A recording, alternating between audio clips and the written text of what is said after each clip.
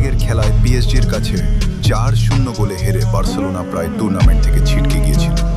ইতিহাসে এর আগে কোনো দল 4 গোল খেয়ে ক্যাম্পব্যাক করতে পারেনি, কিন্তু ক্যাম্প নিউতে দ্বিতীয় লেগে বার্সেলোনা 6-1 গোলে জিতে এক অসম্ভবকে সম্ভব করে। এই ম্যাচটিকে ফুটবলের ইতিহাসের সেরা ক্যামব্যাক বলা হয়। মজার ব্যাপার হলো, এই জয়ের অন্যতম প্রধান কারিগর হয়েও নেইমার বুঝতে পেরেছিলেন যে বার্সেলোনায় থাকলে লাইমলাইট সব সময় মেসির দিকেই থাকবে। ধারণা করা হয় এই ম্যাচের কয়েক মাস পরেই তিনি রেকর্ড ট্রান্সফার ফিতে পিএসজিতে যোগ দেওয়ার সিদ্ধান্ত নেন। ছবির নেইমার জুনিয়র এবং সান্তোস ক্লাবের প্রতি তার ভালোবাসা সবসময় প্রগাঢ়।